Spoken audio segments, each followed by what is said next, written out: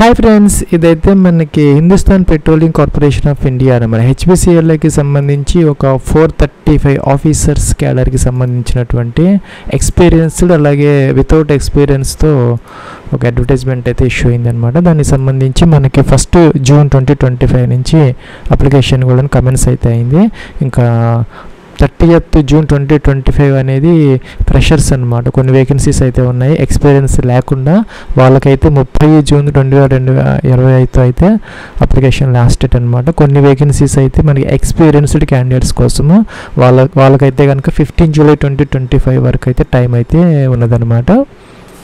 Friends, మనకి executive assistant అనమాట ఒక 10 వేకెన్సీస్ దాకా. దీనికి అప్పర్ ఏజ్ వచ్చేసరికి 25 ఇయర్స్ అయితే ఇచ్చారనమాట. మినిమం మనకి 3 years full time regular graduation అయితే కావాలి, ఎనీ డిసిప్లైన్ అనమాట. ఎక్స్పీరియన్స్ అయితే అవసరం అయితే లేదు, అంటే మనకి ఎనీ డిగ్రీ అనమాట.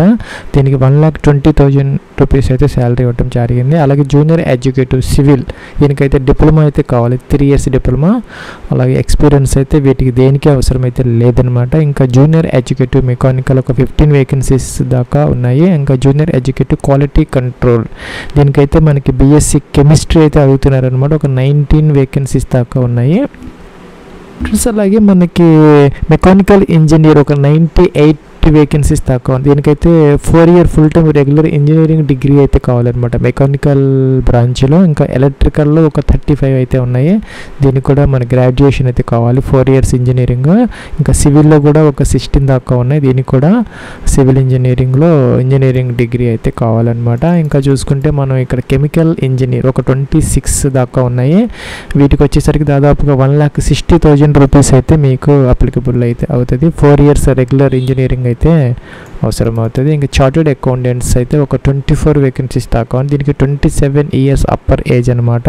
సిఏ కానీ ఐసిఐఏ లేకపోతే దాని ఫ్రెండ్స్ మన ఆఫీసర్ హెచ్ఆర్ అనమాట. ఒక 6 వేకెన్సీస్ తక్కువ ఉన్నాయి. దీనికి సంబంధించి మనకి పీజీ అయితే అవసరం అయితే అవుతుంది అనమాట. లేదంటే ఎంబీఏ విత్ హెచ్ఆర్ లేదంటే పర్సనల్ మేనేజ్మెంట్ ఉన్నా కూడా దీనికి మీరు ఎలిజిబిలిటీ అయితే అవుతారనమాట. ఇంకా ఆఫీసర్ ఇండస్ట్రియల్ ఇంజనీరింగ్ ఇది ఒక్క పోస్ట్ మాత్రమే ఉంది. దీనికి కూడా 27 ఇయర్స్ అప్పర్ ఏజ్ అయితే ఇచ్చారనమాట. 2 ఇయర్స్ ఫుల్ టైమ్ పీజీ అయితే కావాలి ఇండస్ట్రియల్ ఇంజనీరింగ్లో. దాంతోపాటు 4 years full time regular engineering mechanical లేదంటే ఎలక్ట్రికల్ లేదంటే ఇన్స్ట్రుమెంటేషన్లో కానీ సివిల్లో కానీ కెమికల్లో కానీ ఉండాలన్నమాట. అంటే ఇంజనీరింగ్ 4 ఇయర్స్తో పాటు 2 ఇయర్స్ ఫుల్ టైం పీజీ కూడా అవసరం అవుతుంది అనమాట ఈ ఆఫీసర్ ఇండస్ట్రియల్ ఇంజనీరింగ్కి సంబంధించి. ఫ్రెండ్స్, ఇప్పటివరకు చెప్పినవన్నీ కూడాను వితౌట్ ఎక్స్పీరియన్స్ ఫ్రెషర్స్ కోసం ఉన్నటువంటి వేకెన్సీస్ అనమాట. కిందవన్నీ కూడా మనకి ఎక్స్పీరియన్స్డ్ పోస్ట్ అనమాట. అసిస్టెంట్ ఆఫీసర్ అఫీషియల్ లాంగ్వేజ్ ఒక 2 వేకెన్సీస్ దాకా ఉన్నాయి. దీనికి 3 to 6 ఇయర్స్ ఎక్స్పీరియన్స్ కావాలి. లా ఆఫీసర్ 3 ఉన్నాయి, ఒక 1 ఇయర్ ఎక్స్పీరియన్స్ అవసరం అవుతుంది. సేఫ్టీ ఆఫీసర్ అనమాట ఉత్తరప్రదేశ్కి సంబంధించినటువంటి పోస్టింగ్ 2 వేకెన్సీస్ దాకా ఉన్నాయన్నమాట. ఫ్రెండ్స్, ఇంకా చూసుకుంటే మీరు ఇక్కడ సేఫ్టీ ఆఫీసర్ తమిళనాడులో ఒక 3 దాకా ఉన్నాయి. ఇంకా సీనియర్ ఆఫీసర్ సిటీ గ్యాస్ డిస్ట్రిబ్యూషన్లో ఒక 4 వేకెన్సీస్ దాకా ఉన్నాయి. అలాగే ఇక్కడ మనకి సీనియర్ ఆఫీసర్స్ సేల్స్లో ఒక 25 వేకెన్సీస్ దాకా ఉన్నాయి. దీనికి కూడా 2 ఇయర్స్ ఎక్స్పీరియన్స్ అయితే అవసరం అవుతుంది అనమాట. ఫ్రెండ్స్, ఇది లిస్ట్ అయితే చాలా పెద్దగా అయితే ఉంది. మీరు ఒక్కసారి ఎక్స్పీరియన్స్డ్ పోస్ట్ అన్ని కూడా చూసుకోవచ్చు అనమాట. మేనేజర్ పోస్టులు ఉన్నాయి, డిప్యూటీ జనరల్ మేనేజర్ పోస్టులు ఉన్నాయి. అలాగే డిప్యూటీ జనరల్ మేనేజర్ టెక్నికల్ సర్వీస్కి సంబంధించి వీటికి కూడా హై ప్రొఫైల్స్ అనమాట. ఇవన్నీ 18 ఇయర్స్ 21 ఇయర్స్ ఎక్స్పీరియన్స్ కూడా అవసరమైతే అవుతుంది అనమాట. ఫ్రెండ్స్, అప్లై చేసే ముందు మీరు ఒకసారి చెక్ చేసుకుంటే ఇదే సరిపోతుంది. ఫ్రెండ్స్, ఫీజుకి సంబంధించి ఎస్సీ ఎస్టీ పీడబ్ల్యూడీ క్యాండిడేట్స్కి అయితే ఫీజు లేదనమాట. ఇంకా అదర్స్కి మాత్రం మనకి 1,000 రూపీస్ ప్లస్ జిఎస్టీతో పాటు మనకి 1,180 రూపీస్ పర్ పోస్ట్ అయితే అప్లికబుల్ అయితే అవుతుంది. ఫ్రెండ్స్, ఇదైతే మనకి అఫీషియల్ లింక్ ఫర్ అప్లికేషన్ అనమాట. ఈమెయిల్ ఐడి పాస్వర్డ్ క్యాప్చర్ చేసి లాగిన్ అయితే అవ్వాలి. దానికన్నా ముందు ఇక్కడ మనకి సైన్ అప్ అనే ఒక లింక్ అయితే ఇచ్చారనమాట. దీని మీద క్లిక్ చేసి రిజిస్టర్ అయితే అవ్వాలి. ఈ విధంగా ఇదైతే మనకి రిజిస్ట్రేషన్ ఫామ్ అనమాట. ఇక్కడ స్టార్ మార్క్ పెట్టిన కంపల్సరీగా మనం ఫిల్ అవుట్ చేసుకోవాలి. ఇక్కడ కొన్ని స్పెషల్ క్యారెక్టర్స్ ఇచ్చారు, ఇవైతే మనం యూజ్ చేయకూడదు అనమాట. అలాగే మనకి లేటెస్ట్ బ్రౌజర్స్ అయితే యూజ్ చేసుకోవాలి. ఇక్కడైతే మన మీకు ఫస్ట్ నేమ్ అనమాట, first name confirmation, middle name confirmation, last name confirmation. Middle name లేకపోతే వదిలేసుకోవచ్చు, లేదంటే కనుక ఈ విధంగా ఎంటర్ అయితే చేసుకోవచ్చు. స్టార్ మార్క్ లేదు వీటన్నిటికీ. ఫుల్ నేమ్ ఇక్కడే ఎంటర్ చేసుకోవచ్చు. 40 క్యారెక్టర్స్ లోపు ఉంటే కనుక మీ నేమ్. ఫ్రెండ్స్ ఇదైతే మన ఫోటో ఐడి ప్రకారం ఈ యొక్క నేమ్ అయితే ఎంటర్ చేసుకోవాలన్నమాట. సపోజ్ ఆధార్ కానీ ఇంకేదైతే మన డాక్యుమెంట్స్ మనం అక్కడ తీసుకెళ్తామో ఇంటర్వ్యూస్ కానీ దానికి సంబంధించి ఫ్రెండ్స్. అలాగే మీకు 10 డిజిట్ మొబైల్ నెంబర్ ఇక్కడ ఎంటర్ చేసుకోవాలి, కన్ఫర్మ్ అయితే చేయాలి సెకండ్ టైం. అలాగే ఈమెయిల్ ఐడి ఎంటర్ చేయాలి, కన్ఫర్మ్ చేయాలి సెకండ్ టైం. ఇక్కడ క్లిక్ హియర్ టు వెరిఫై అని ఉంది, దీని మీద క్లిక్ చేసి ఓటీపీ వస్తుంది, వెరిఫై చేయాలి. క్యాప్చర్ బాక్స్ ఎంటర్ చేసిన తర్వాత రిజిస్టర్ అనే బటన్ ఉంది ఇక్కడ, దీని మీద క్లిక్ అయితే చేయాలి. ఫ్రెండ్స్ ఈ అప్లికేషన్కి సంబంధించి మనకి ఎడిట్ ఆప్షన్ ఉండదన్నమాట, అంటే మోడిఫై చేసుకోవడం తర్వాత అవకాశం ఉంది. సో జాగ్రత్తగా చెక్ చేసుకుని అన్ని ఫీల్డ్స్ మనం ఓకే అయితే చేసుకోవాలి. ఫ్రెండ్స్ ఇదైతే మన రిజిస్ట్రేషన్ ఫామ్, మీరు గతంలో కనుక రిజిస్టర్ అయ్యి ఉంటే కనుక ఇప్పుడు మళ్ళీ చేసుకోవాల్సిన అవసరం అయితే లేదు. ఫ్రెష్గా ఆ యొక్క క్రెడెన్షియల్స్తో మీరు ఇక్కడ లాగిన్ అయితే అవ్వచ్చు. ఈమెయిల్ ఐడి పాస్వర్డ్ క్యాప్చర్ ఇచ్చేసి సైన్ ఇన్ అయితే అవ్వాలి. ఒకవేళ మనకి పాస్వర్డ్ మర్చిపోతే గతంలోది మీరు ఇక్కడ ఫర్గాట్ పాస్వర్డ్తో పాటు మీరు ఫ్రెండ్స్ మనం లాగిన్ అయితే అయ్యామన్నమాట. లాగిన్ అయితే ఇది డాష్ బోర్డ్ అనమాట. మనకి ఇక్కడ ఇప్పుడు చెప్పినట్టు అన్ని వేకెన్సీస్ లిస్ట్ అయితే వస్తుంది అనమాట. ఇక్కడ ఫస్ట్లో మనకి ఎక్స్పీరియన్స్డ్ వేకెన్సీస్ ఇచ్చారు, తర్వాత ఫ్రెషర్స్ కోసం అన్ని పోస్టులకి లింక్స్ అయితే ఉన్నాయి. మీరు ఏ పోస్ట్కి అప్లై చేయాలనుకుంటే ఆ పోస్ట్కి ఎదురుగా ఉన్నటువంటి ఆ యొక్క లింక్ మీద క్లిక్ అయితే చేసుకోవాలి. సపోజ్ ఈ విధంగా అనమాట. ఫ్రెండ్స్ మీరు అప్లై చేయడానికి ఒక రెజ్యూమ్ అంటే బయోడేటా అనమాట, అన్ని డీటెయిల్స్ ఉన్నటువంటి ఒక బయోడేటా పీడిఎఫ్లో కానీ డాక్యుమెంట్ ఫైల్లో జిప్ ఫైల్లో కానీ 1 MB వరకు మీరు రెడీ చేసుకొని పెట్టుకోవాలి అప్లై చేసే ముందు. అలాగే పాస్పోర్ట్ సైజ్ ఫోటోగ్రాఫ్, అలాగే ఒక సిగ్నేచర్ జేపీజీ ఫార్మేట్లో 200 KB వరకు రెడీ చేసుకొని పెట్టుకోవాలంట. ఫ్రెండ్స్ మనకి మనం ఏ పోస్ట్ సెలెక్ట్ చేసుకున్నా ఆ పోస్ట్ ఇక్కడ వస్తుంది అనమాట. దాని యొక్క లాస్ట్ డేట్ కూడా వస్తుంది. ఇక్కడ మనకి స్టెప్స్ కూడా వస్తాయి అనమాట. మొదటి personal information, contact details, qualification details, banking details, ఇంకా ఫోటో, రెజ్యూమ్, ఇంకా ప్రివ్యూ. ఫ్రెండ్స్ మనం యొక్క ఫస్ట్ ట్యాబ్లో పర్సనల్ ఇన్ఫర్మేషన్ అయితే ఫిల్అవుట్ చేయాలన్నమాట. నేమ్ అనేది ఆటోమేటిక్గా అయితే వస్తుంది. ఇక్కడ ఫాదర్స్ నేమ్ అయితే ఎంటర్ చేసుకోవాలి. దీనికన్నా ముందు ఇక్కడ స్టార్ మార్క్ పెట్టినవన్నీ కంపల్సరీగా ఎంటర్ చేయాలి. కొన్ని స్పెషల్ క్యారెక్టర్స్ ఇక్కడ మెన్షన్ చేశారనమాట. ఇవైతే మనం యూజ్ చేయకూడదనమాట. అవి చేస్తే మన సర్వర్ అనేది ప్రాబ్లం చెప్తుంది. ఇంకా మదర్స్ నేమ్ ఇక్కడ ఎంటర్ చేయాలి, మీ యొక్క ఫాదర్స్ నేమ్ ఎంటర్ చేయాలి, మీ యొక్క కేటగిరీ ఏంటి అనేది ఇక్కడ సెలెక్ట్ అయితే చేసుకోవాలి. యూఆర్ఆ, ఓబీసీనా, ఎస్సీనా, ఎస్టీనా అనేది. ఇంకా ఒకవేళ ఓబీసీ మీరు కనుక సెలెక్ట్ చేస్తే అది మీరు నాన్ క్రీమీ లేయర్ అంటే NCL సర్టిఫికేట్ కూడా మీకు అవసరం అవుతుంది అనమాట. సో ఈ యొక్క ఫైనాన్షియల్ ఇయర్ ఏదైతే ఉందో 1 ఏప్రిల్ 2025 తర్వాత రెన్యువల్ చేసినా లేకపోతే తీసుకున్నటువంటి సర్టిఫికేట్ కావాలి. ఈడబ్ల్యూఎస్ కూడాను మనకి ఇన్కమ్ క్రైటీరియా ఉంటుంది కాబట్టి ఈ యొక్క అప్డేటెడ్ మనకి కేటగిరీ సర్టిఫికేట్ అవసరం అవుతాయి అన్నమాట. ఇంకా సబ్ కమ్యూనిటీ కూడా ఇక్కడ ఎంటర్ అయితే చేసుకోవచ్చు. స్టార్ మార్క్ అయితే లేదు, ఉంటే ఎంటర్ చేసుకోవచ్చు. లేకపోతే జెండర్ మేల్ ఫీమేల్ సెలెక్ట్ చేసుకోవాలి. మీరు కనుక PWD క్యాండిడేట్స్ అయితే కనుక ఈ కాలంని ఎంటర్ చేయాలి, లేకపోతే వదిలేయాలన్నమాట.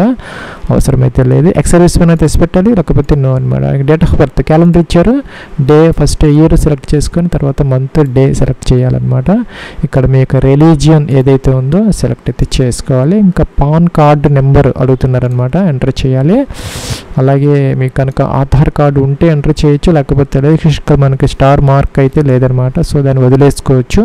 ఇక్కడ ఓటర్ ఐడి కానీ, డ్రైవింగ్ లైసెన్స్ కానీ, గవర్నమెంట్ ఐడి ప్రూఫ్ ఏదైనా కూడా ఎంటర్ అయితే చేసుకోవచ్చు. మీరు ఏదైతే సెలెక్ట్ చేస్తారో దాని నెంబర్ ఇక్కడ మెన్షన్ అయితే చేయాలన్నమాట. సిటిజన్షిప్ ఇండియన్ సెలెక్ట్ అయితే చేసుకోవాలి. ఇంకా మీరు కనుక ఈ యొక్క HPCL యొక్క ఎంప్లాయ్ ఎగ్జిస్టింగ్గా వర్క్ చేస్తూ ఉంటే ఎస్ పెట్టుకోవాలి, లేకపోతే నో అని పెట్టాలన్నమాట. ఇంకా GAT మీరు కనుక ఈ యొక్క HPCLలో GATగా వర్క్ చేస్తా అంటే గ్రాడ్యుయేట్ అప్రెంటిస్ ట్రైనీ అంటారు. ఫ్రెషర్స్ ఎవరన్నా కనుక చేస్తూ ఉంటే కనుక ఎస్ పెట్టాలి, లేకపోతే ఎస్ పెడితే కనుక దానికి సంబంధించినటువంటి GAT నెంబర్ అయితే ఉంటుంది, లేకపోతే అవసరం లేదనమాట. నో పెడితే జనరల్ OBC EWS క్యాండిడేట్స్కి 1180 రూపీస్ ఫీజు అయితే పే చేయాలని చెప్పి చెప్తున్నారనమాట. వ్యాలిడేట్ చేసుకున్న తర్వాత మనం నెక్స్ట్ స్టెప్కి అయితే వెళ్ళొచ్చు. బ్యాక్ కూడా వెళ్ళి మీరు ఎడిట్ కూడా చేసుకోవచ్చు. తర్వాత అయితే మీకు ఎడిట్ ఆప్షన్ ఉండదన్నమాట. ఫ్రెండ్స్ నెక్స్ట్ ఇక్కడ సేవ్ అండ్ నెక్స్ట్ అనే బటన్ ఆటోమేటిక్గా వచ్చిందనమాట. దీని మీద క్లిక్ అయితే చేయాలి మనం. ఇక్కడ సెకండ్ ట్యాబ్ అనమాట. మీకు ఒక్కొక్క ట్యాబ్ అయిపోతే గ్రీన్ కలర్లోకి మారిపోతుంది, లేకపోతే ఇలాగ గ్రే అండ్ ఎల్లో కలర్ అయితే చూపిస్తుంది అనమాట. యాక్టివ్గా ఉన్నది ఎల్లో కలర్, గ్రే కలర్ అన్నీ కూడా మనం ఫిల్అప్ చేయాల్సిన కాలమ్స్ అనమాట. ఇక్కడ మెయిలింగ్ అడ్రస్ అంటే కరస్పాండెన్స్ అడ్రస్లో డోర్ నెంబర్, ఫ్లాట్ నెంబర్తో సహా complete address, pin code, district, state, అలాగే కరెంట్ సిటీ, మీరు ఏ సిటీలో ఇప్పుడు ఉంటున్నారు, కరెంట్ కరెంట్ స్టేట్, ఏ స్టేట్లో ఉంటున్నారు అన్నీ కూడా ఎంటర్ అయితే చేయాలన్నమాట. ప్లస్ ఇంకా పర్మనెంట్ అడ్రస్ కూడా సేమ్ అయితే టిక్ ఆన్ చేస్తే ఇవన్నీ కూడా ఆటోమేటిక్గా ఫిల్అప్ అయితే అయిపోతాయి. ప్లస్ ఇక్కడ మనకి మొబైల్ నెంబర్ ఆటోమేటిక్గా వస్తుంది, ఈమెయిల్ ఐడి కూడా వస్తున్నది అనమాట. ఆల్టర్నేటివ్ కాంటాక్ట్ నెంబర్ ఉంటే ఏదైనా ఎంటర్ చేసుకోవచ్చు, లేకపోతే లేదనమాట. ఇంకా ప్రిఫర్డ్ టెస్ట్ ఫర్ ఇదనమాట, అంటే ఎగ్జామినేషన్ సెంటర్ అయితే వీళ్ళు HPCL వాళ్ళు మనకి ఇవ్వరనమాట. నాట్ అప్లికబుల్ సెలెక్ట్ చేసుకోవాలి, తర్వాత అయితే మీకు ఇంటిమేట్ అయితే చేస్తారనమాట. సో మనకి హైదరాబాద్లో అలాగే ఆంధ్రప్రదేశ్లో విశాఖపట్నంలో మనకి ఉండే అవకాశాలు అయితే ఉన్నాయన్నమాట. ఇక్కడ వ్యాలిడేట్ చేసుకొని నెక్స్ట్ స్టెప్కి అయితే మీరు వెళ్ళచ్చు. ఫ్రెండ్స్ ఇదైతే మనకి ఎడ్యుకేషన్ క్వాలిఫికేషన్ డీటెయిల్స్ అనమాట. ఇక్కడ మనం ఇచ్చినటువంటి పోస్ట్ని బట్టి మనకి ఇక్కడ ఆటోమేటిక్గా అయితే వస్తాయి. నేను గ్రాడ్యుయేషన్ బేస్డ్ పోస్ట్ సెలెక్ట్ చేసుకున్నాను, దానికోసం మనకి ఇక గ్రాడ్యుయేషన్ అడిగిందనమాట. సో హైయర్ సెకండరీ అడుగుతున్నారు, అలాగే సీనియర్ సెకండరీ. మీరు ఏ పోస్ట్కి సెలెక్ట్ చేస్తే ఆ పోస్ట్కి సంబంధించినటువంటి అన్నీ వస్తాయి. అంటే మనకి ఇక డిసెండింగ్ ఆర్డర్లో వస్తున్నాయి. అంటే మొదట గ్రాడ్యుయేషన్, లేకపోతే PG ఎంటర్ చేయాలి, తర్వాత గ్రాడ్యుయేషన్ ఎంటర్ చేయాలి, తర్వాత హైయర్ సెకండరీ, తర్వాత సీనియర్ సెకండరీ, 10th ఇంటర్ ఇలాగనమాట అన్నీ ఎంటర్ అయితే చేయాలన్నమాట.